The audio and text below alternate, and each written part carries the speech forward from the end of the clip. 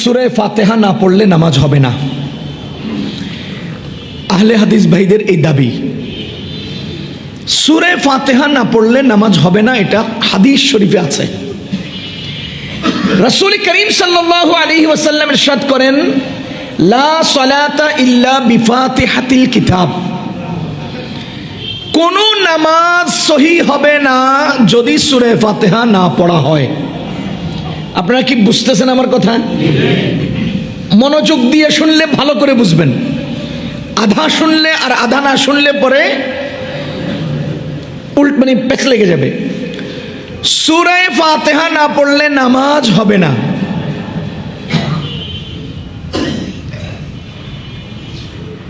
কার নামাজ হবে না?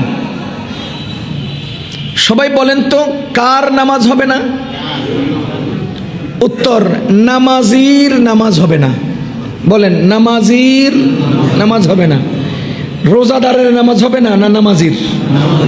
নামাজির নামাজ হবে না। এখন প্রশ্ন হলো, নামাজি কয় প্রকার? আমি খুঁজে দেখি নামাজি 4 প্রকার।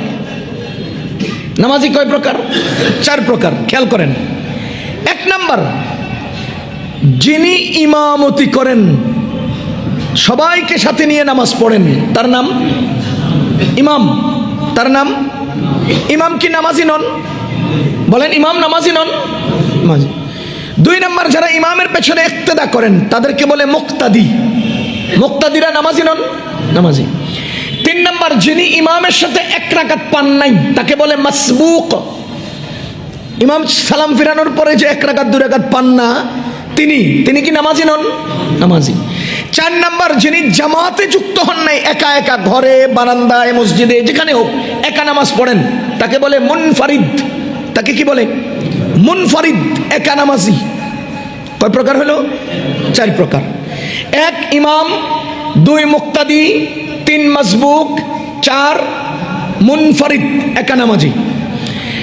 নবীজি বলেন, লা সালাতা ইল্লা বিফাতিহাতিল কিতাব, সূরা ফাতিহা না পড়লে নামাজ হবে না। কার নামাজ হবে না? নামাজির নামাজ হবে না। এখন 4 প্রকারের নামাজিকে আমি সামনে দাঁড় করালাম। দাঁড় করাইয়া দেখলাম, হিসাব নিকাশ মিলালাম যে আমি কোন কোন নামাজি সূরা ফাতিহা না পড়লে তাদের নামাজ হচ্ছে না। এখানে প্রাসঙ্গিক একটা গুরুত্বপূর্ণ কথা আপনাকে বলে রাখি। আমাদের নামাজে 6 ফরজ। নামাজের ভেতরে কয় ফরজ? 6 ফরজ। 2 ফরজ আমরা আদায় করি মুখে, আর 4 ফরজ আমরা আদায় করি অঙ্গ প্রত্যঙ্গে। এই অঙ্গ প্রত্যঙ্গের 2 ফরজ দাঁড়ানো হালতে, 2 ফরজ বসার হালতে। দাঁড়ানোর হালতে কিয়াম আর রুকু, বসার হালতে সেজদা আর কোদা, সেজদা আর আখেরি বৈঠক। তাহলে 2টা সেজদা বসার সাথে যুক্ত, 2টা দাঁড়ানোর সাথে যুক্ত, 2টা মুখের সাথে যুক্ত। মুখে কি করি? আল্লাহু আকবার, তাকবীরে তাহরিমা বলা। 2 নাম্বার, কেরাত পড়া। এই 2টা ফরজ মুখে। কিয়াম করা, দাঁড়ানো। রুকু করা, হালতে দাঁড়ানো, হালতে কিয়াম। সেজদা করা, হালতে কুউদ। আখেরি বৈঠক করা, হালতে কুউদ। তাইলে আপনারা বলেন তো, আমাদের নামাজের ভেতরে কয় ফরজ? 6 ফরজ। আমার আল্লাহ দয়ালু, আমার আল্লাহ মেহেরবান, আমার আল্লাহ কত বড় দয়ালু, এটার একটা অঙ্ক মিলান।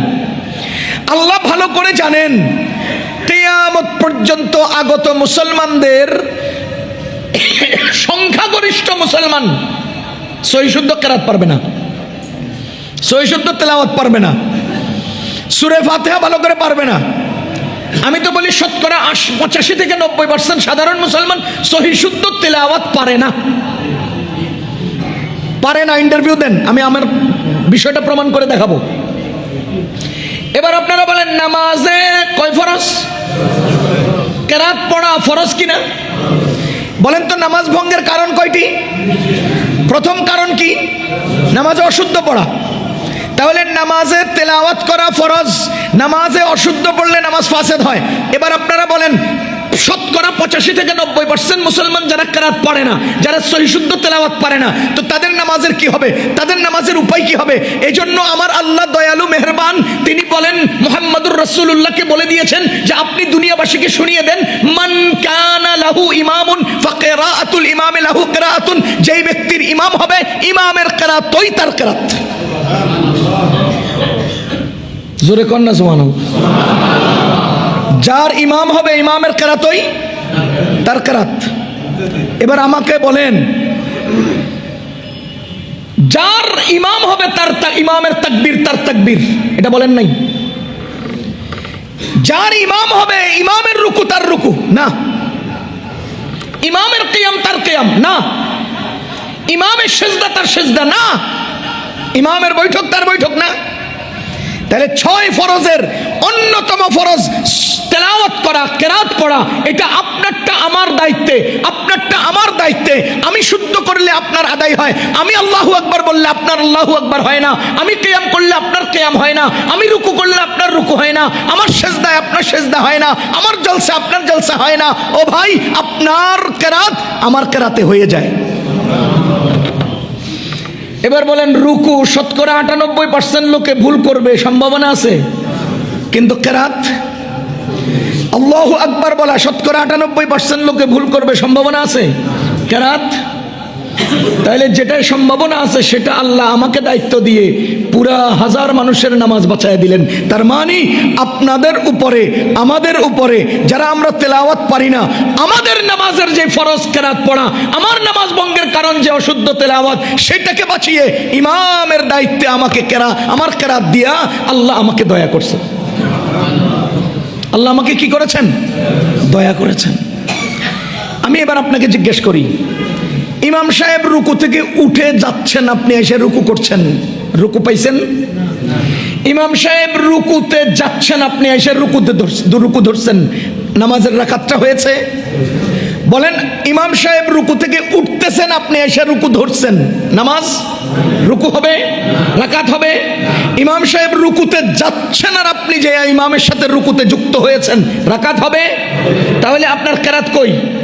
আপনার সূরা ফাতিহা কই? আপনি যে কুল হুয়াল্লাহ পড়লেন না, কই?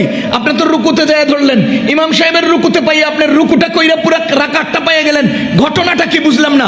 ওই যে নবীজি বলেছেন, মান কানা লাহু ইমামুন ফাকিরাআতুল ইমামি লাহু কিরাআতুন, যার ইমাম আছে তার কিরাতই ইমামের কিরাতই তার কিরাত। সুতরাং ইমাম সাহেব কিরাত পড়েছেন, ইমাম রুকুতে যাচ্ছেন, আপনি এসে আল্লাহু আকবার বলে রুকুতে চলে গেছেন, তো ইমাম আপনার দায়িত্ব আদায় করার কারণে আপনার পূর্ণ রাকাত হয়ে যাচ্ছে।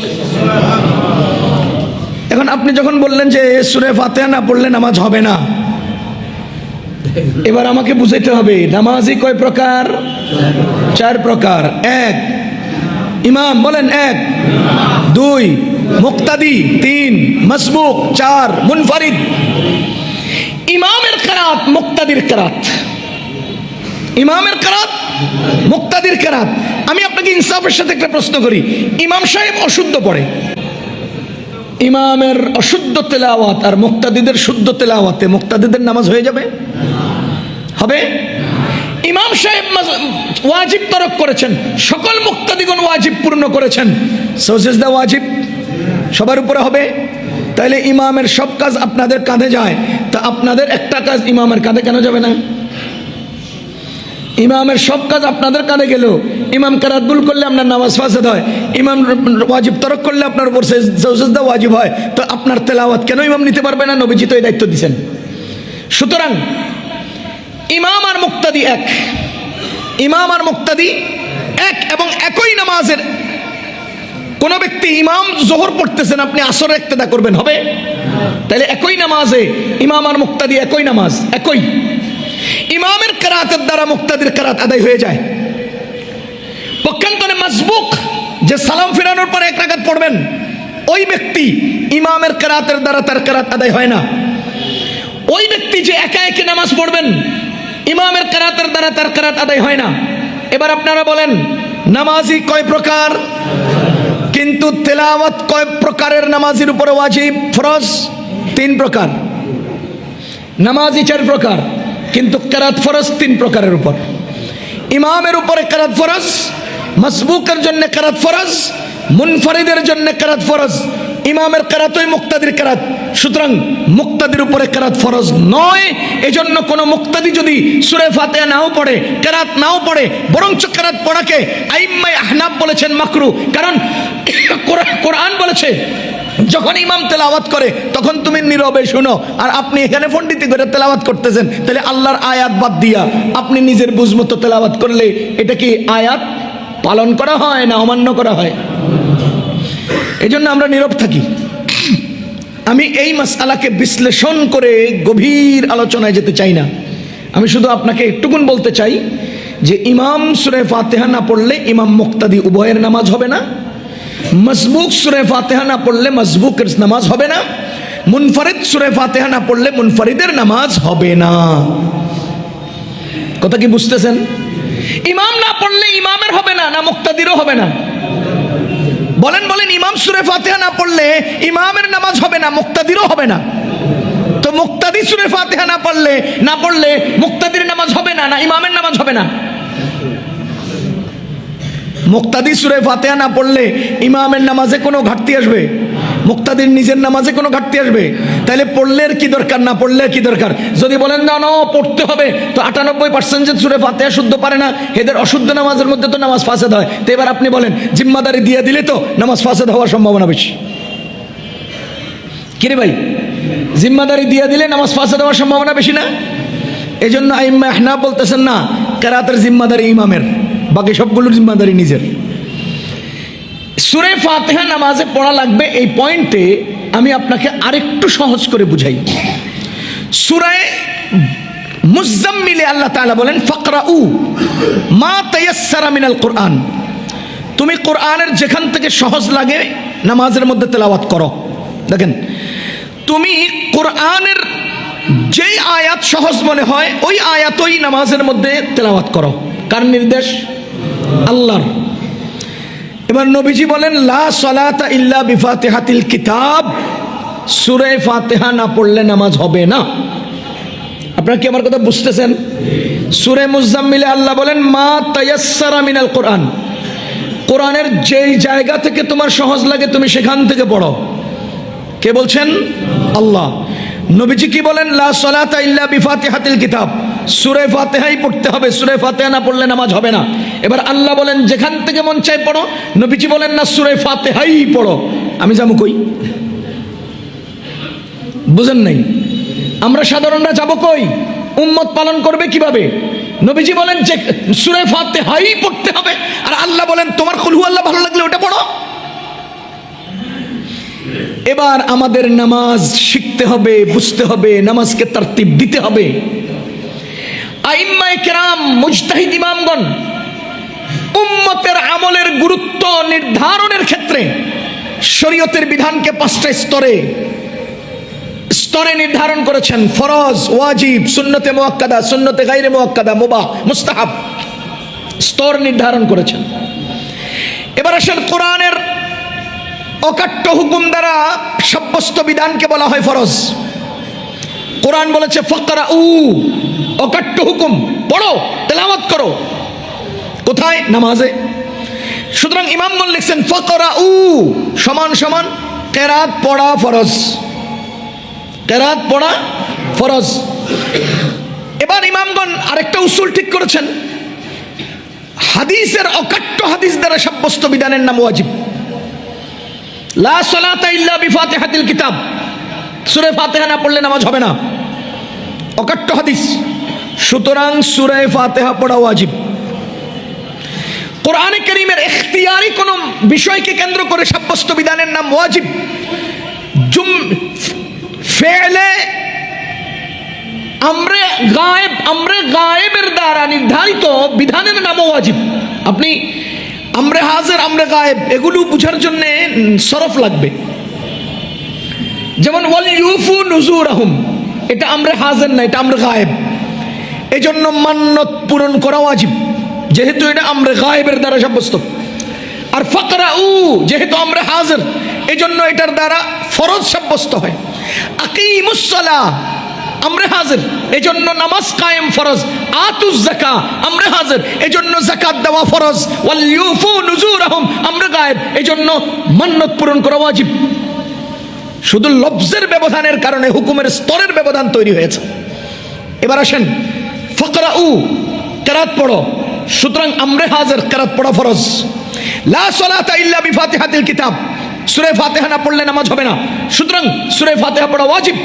মা তায়াসসারা মিনাল কোরআন, কোরআনের যেখান থেকে তোমার ভালো লাগে এই অংশ থেকে ইমামগণ নিচে দিয়ে লিখছেন সূরা ফাতিহার সাথে অন্য সূরা মিলিয়ে পড়া ওয়াজিব। যেহেতু মা তায়াসসার ইখতিয়ার, যেহেতু লা সালাতা ইল্লা বিফাতিহাতিল কিতাব কাট্ট হাদিস, যেহেতু ফাকরাউ, দেখেন এক আয়াত আর এক হাদিস থেকে তিনটা ওয়াজিব এবং ফরজের মাসআলা বের হয়েছে। ফাকরাউ, কেরাত পড়া ফরজ। লা সালাতা ইল্লা বিফাতিহাতিল কিতাব, সূরা ফাতিহা পড়া ওয়াজিব। মা তায়াসসারা মিনাল কোরআন, সূরা ফাতিহার সাথে আরেকটা সূরা মিলিয়ে পড়া ওয়াজিব।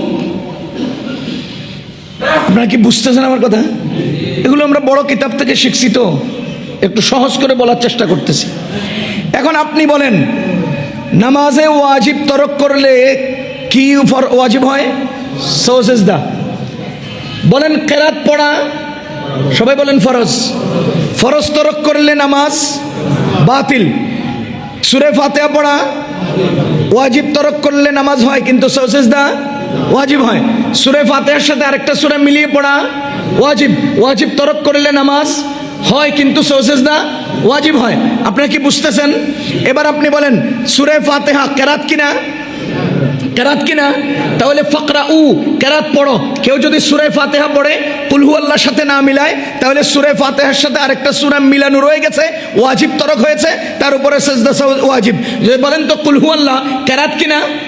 কোন ব্যক্তি কুল হুয়াল্লাহ পড়েছে কিন্তু সূরা ফাতিহা পড়ে নাই, যেহেতু সূরা ফাতিহা পড়া ওয়াজিব ছিল, এই ওয়াজিব তরক করার কারণে কুল হুয়াল্লাহ পড়েছে, তো তার নামাজ সহি হবে, কিন্তু তার উপরে সিজদা ওয়াজিব হবে। কেন? সেই ব্যক্তি সূরা ফাতিহা নামক এই ওয়াজিব তরক করেছে। এবার আপনি বলেন কোন ব্যক্তি যদি সূরা ফাতিহাও পড়ে নাই, কুল হুয়াল্লাহও পড়ে নাই, কেরাত পড়েছে, সুতরাং কেরাত পড়া ফরজ ছিল, এজন্য ওই ব্যক্তির নামাজ ফাসিদ হয়ে গেছে।